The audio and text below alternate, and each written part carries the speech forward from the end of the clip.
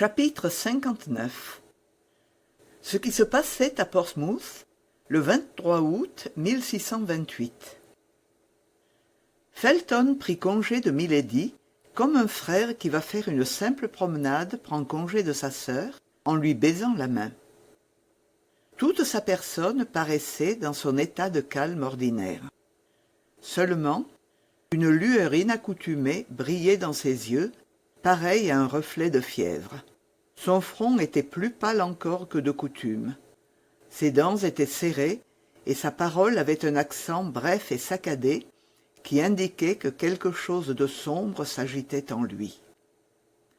Tant qu'il resta sur la barque qui le conduisait à terre, il demeura le visage tourné du côté de milady, qui, debout sur le pont, le suivait des yeux. Tous deux étaient assez rassurés sur la crainte d'être poursuivis.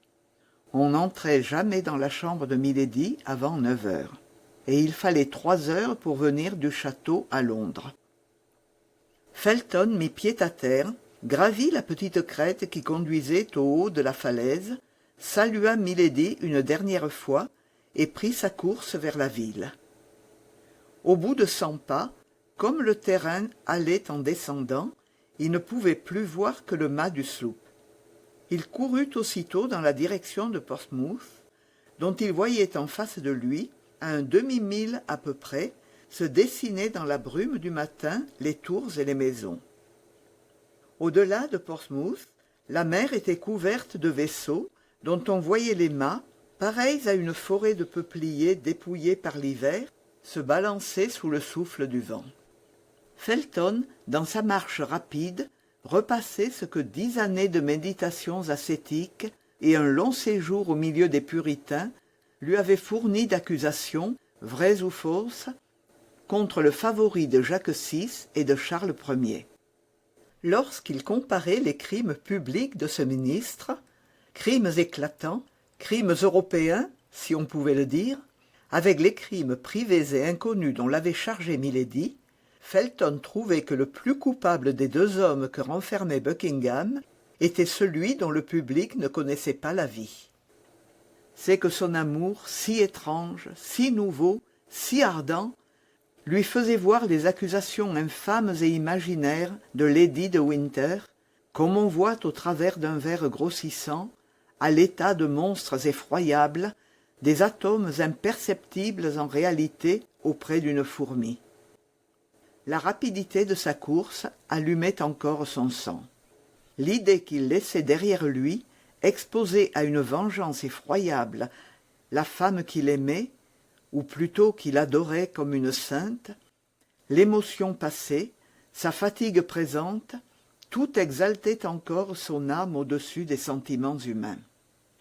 Il entra à Portsmouth vers les 8 heures du matin. Toute la population était sur pied. Le tambour battait dans les rues et sur le port. Les troupes d'embarquement descendaient vers la mer. Felton arriva au palais de l'amirauté, couvert de poussière et ruisselant de sueur. Son visage, ordinairement si pâle, était pourpre de chaleur et de colère. La sentinelle voulut le repousser. Mais Felton appela le chef du poste et, tirant de sa poche la lettre dont il était porteur, « Message pressé de la part de lord de Winter », dit-il.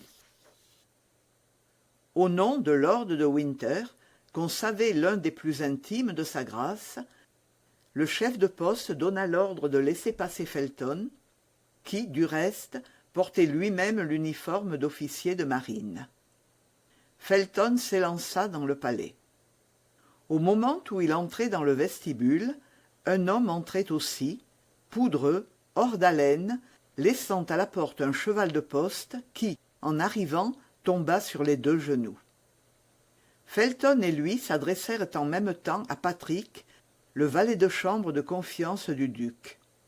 Felton nomma le baron de Winter, l'inconnu ne voulut nommer personne et prétendit que c'était au duc seul qu'il pouvait se faire connaître. Tous deux insistaient pour passer l'un avant l'autre. Patrick, qui savait que lord de Winter était en affaires de service et en relation d'amitié avec le duc, donna la préférence à celui qui venait en son nom. L'autre fut forcé d'attendre, et il fut facile de voir combien il maudissait ce retard. Le valet de chambre fit traverser à Felton une grande salle dans laquelle attendaient les députés de La Rochelle, conduits par le prince de Soubise, et l'introduisit dans un cabinet où Buckingham, sortant du bain, achevait sa toilette, à laquelle, cette fois comme toujours, il accordait une attention extraordinaire. « Le lieutenant Felton, dit Patrick, de la part de lord de Winter. »« De la part de lord de Winter ?» répéta Buckingham. « Faites entrer. » Felton entra. En ce moment, Buckingham jetait sur un canapé une riche robe de chambre brochée d'or, pour endosser un pourpoint de velours bleu tout brodé de perles. « Pourquoi le baron n'est-il pas venu lui-même » demanda Buckingham. « Je l'attendais ce matin. »« Il m'a chargé de dire à votre grâce, répondit Felton, qu'il regrettait fort de ne pas avoir cet honneur, mais qu'il en était empêché par la garde qu'il est obligé de faire au château. »« Oui, oui, dit Buckingham, je sais cela. Il a une prisonnière. »« C'est justement de cette prisonnière que je voulais parler à votre grâce, reprit Felton. »« Eh bien, parlez. »« Ce que j'ai à vous dire ne peut être entendu que de vous, milord. »« Laissez-nous, Patrick, dit Buckingham, mais tenez-vous à portée de la sonnette. Je vous appellerai tout à l'heure. » Patrick sortit. « Nous sommes seuls, monsieur, dit Buckingham. Parlez. »« Milord, dit Felton, le baron de Winter vous a écrit l'autre jour pour vous prier de signer un ordre d'embarquement relatif à une jeune femme nommée Charlotte Backson. »« Oui, monsieur, et je lui ai répondu de m'apporter ou de m'envoyer cet ordre et que je le signerai. »« Le voici, milord. »« Donnez, dit le duc. » Et, le prenant des mains de Felton, il jeta sur le papier un coup d'œil rapide. Alors, s'apercevant que c'était bien celui qui lui était annoncé, il le posa sur la table, prit une plume et s'apprêta à signer. « Pardon, milord, dit Felton arrêtant le duc, mais votre grâce sait-elle que le nom de Charlotte Backson n'est pas le véritable nom de cette jeune femme ? » « Oui, monsieur, je le sais, » répondit le duc en trempant la plume dans l'encrier. « Alors, votre grâce connaît son véritable nom ?» demanda Felton d'une voix brève. « Je le connais. » Le duc approcha la plume du papier. « Et, connaissant ce véritable nom, reprit Felton, monseigneur signera tout de même ?»« Sans doute, dit Buckingham, et plutôt 2 fois qu'une. »« Je ne puis croire, continua Felton d'une voix qui devenait de plus en plus brève et saccadée, que sa grâce sache qu'il s'agit de Lady de Winter.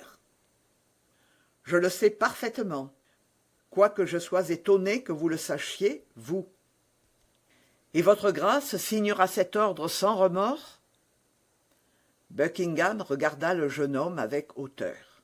« Ah, ça, monsieur, savez-vous bien, lui dit-il, que vous me faites là d'étranges questions, et que je suis bien simple d'y répondre ? » « Répondez-y, monseigneur, dit Felton. La situation est plus grave que vous ne le croyez peut-être. Buckingham pensa que le jeune homme, venant de la part de lord de Winter, parlait sans doute en son nom, et se radoucit. « Sans remords aucun, dit-il, et le baron sait comme moi que milady de Winter est une grande coupable, et que c'est presque lui faire grâce que de borner sa peine à l'extradition. » Le duc posa sa plume sur le papier.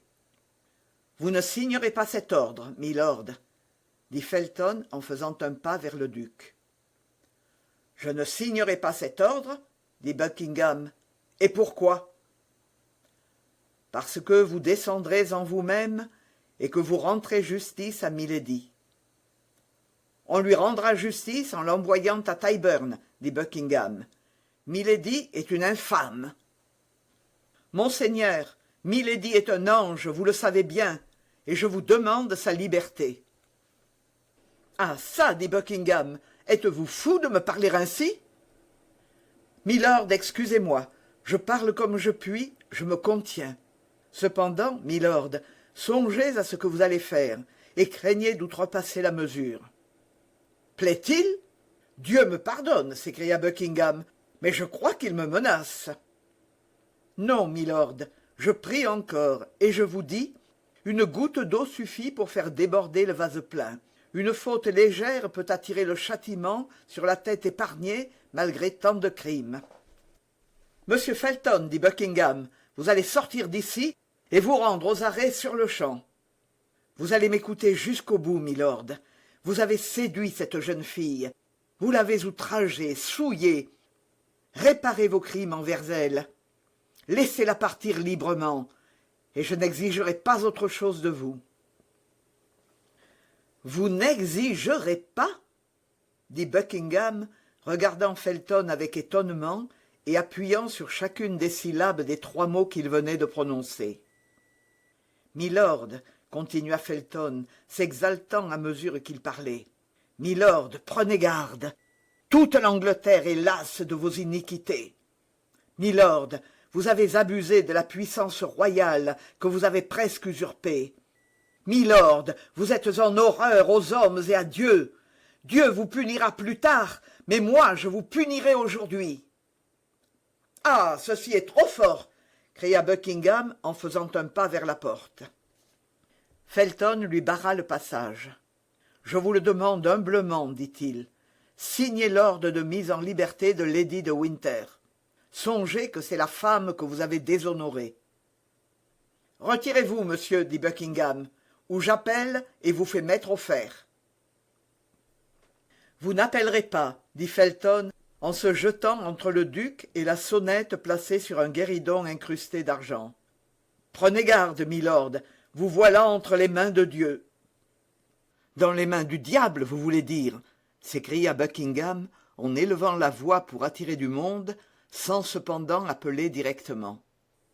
Signez, milord, signez la liberté de Lady de Winter, dit Felton en poussant un papier vers le duc. De force? Vous moquez-vous? Holà, Patrick! Signez, milord! Jamais! Jamais? À moi!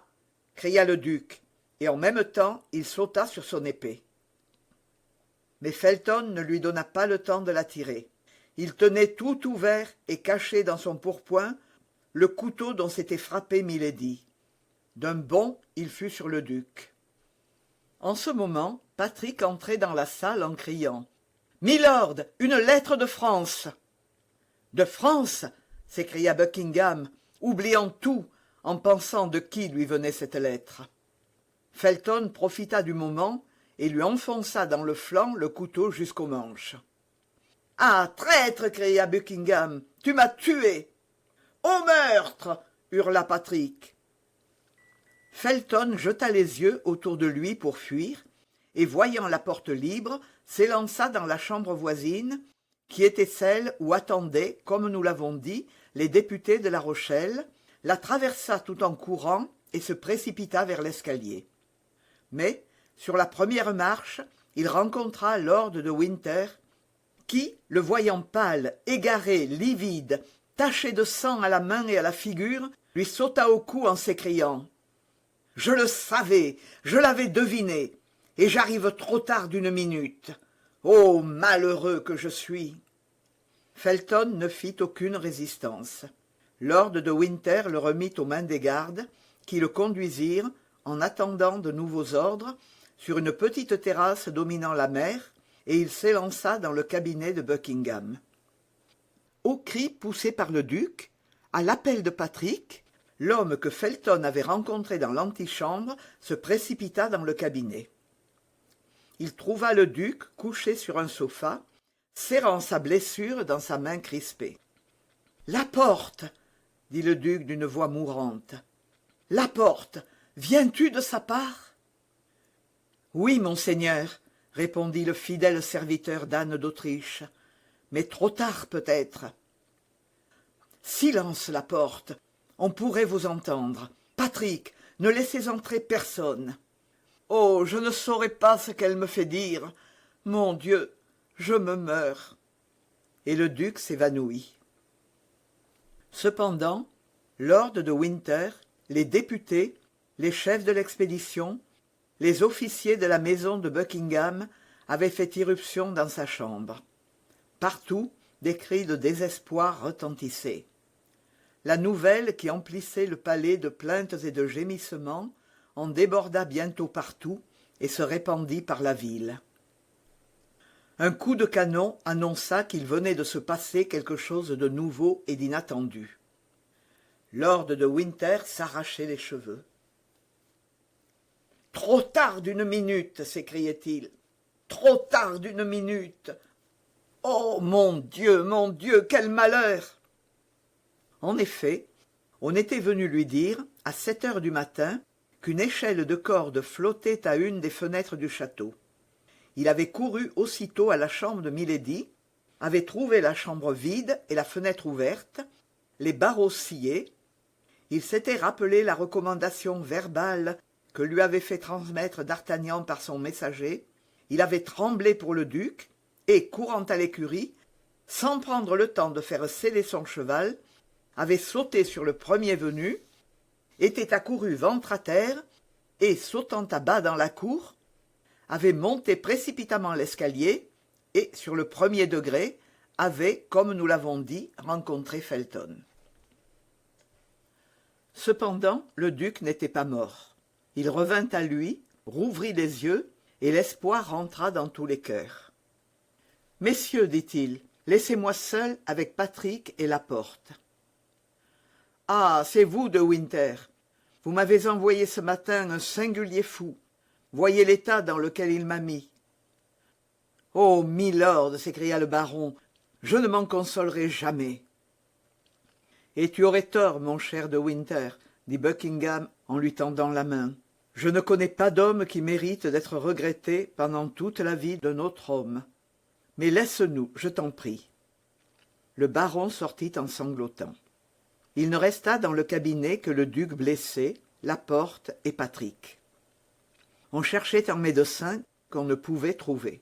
« Vous vivrez, milord, vous vivrez !» répétait à genoux devant le sofa du duc le messager d'Anne d'Autriche.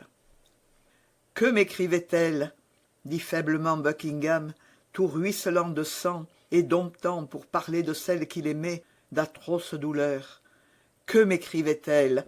Lis-moi sa lettre. »« Oh, milord, fit Laporte. »« Obéis, Laporte. Ne vois-tu pas que je n'ai pas de temps à perdre ?»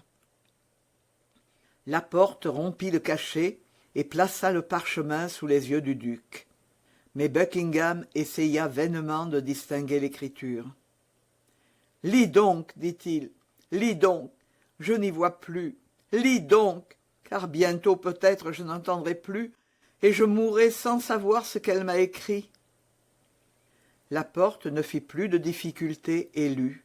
« Milord, parce que j'ai, depuis que je vous connais, souffert par vous et pour vous, je vous conjure, si vous avez souci de mon repos, d'interrompre les grands armements que vous faites contre la France, et de cesser une guerre dont on dit tout haut que la religion est la cause visible, et tout bas que votre amour pour moi est la cause cachée. Cette guerre peut non seulement amener pour la France et pour l'Angleterre de grandes catastrophes, mais encore pour vous, milord, des malheurs dont je ne me consolerai pas. Veillez sur votre vie que l'on menace et qui me sera chère du moment où je ne serai pas obligé de voir en vous un ennemi. Votre affectionnée, Anne. Buckingham rappela tous les restes de sa vie pour écouter cette lecture. Puis, lorsqu'elle fut finie, comme s'il eût trouvé dans cette lettre un amer désappointement, « N'avez-vous donc pas autre chose à me dire de vive voix, Laporte ?» demanda-t-il. « Si fait, monseigneur, la reine m'avait chargé de vous dire de veiller sur vous, car elle avait eu avis qu'on voulait vous assassiner. »« Et c'est tout, reprit Buckingham avec impatience. « Elle m'avait encore chargé de vous dire qu'elle vous aimait toujours. » « Ah, fit Buckingham, Dieu soit loué. Ma mort ne sera donc pas pour elle la mort d'un étranger. La porte fondit en larmes.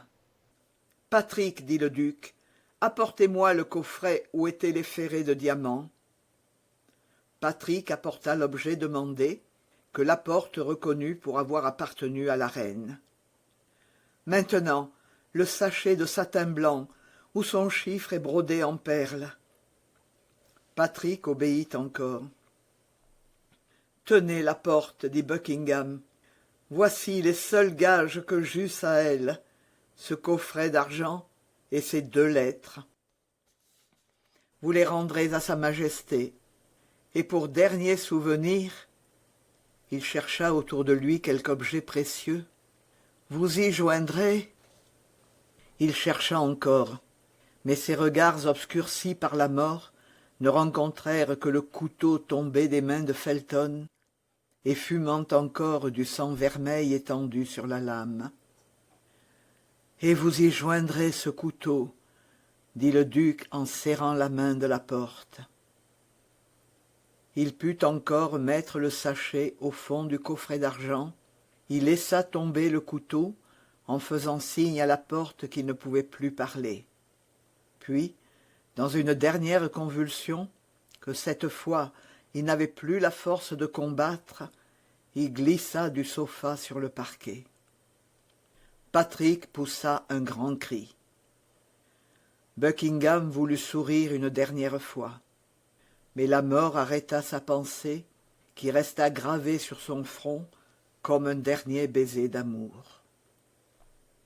En ce moment, le médecin du duc arriva tout effaré. Il était déjà à bord du vaisseau amiral, on avait été obligé d'aller le chercher là. Il s'approcha du duc, prit sa main, la garda un instant dans la sienne, puis la laissa retomber. « Tout est inutile, dit-il. Il est mort. »« Mort! Mort !» s'écria Patrick. À ce cri, toute la foule rentra dans la salle, et partout ce ne fut que consternation et que tumulte.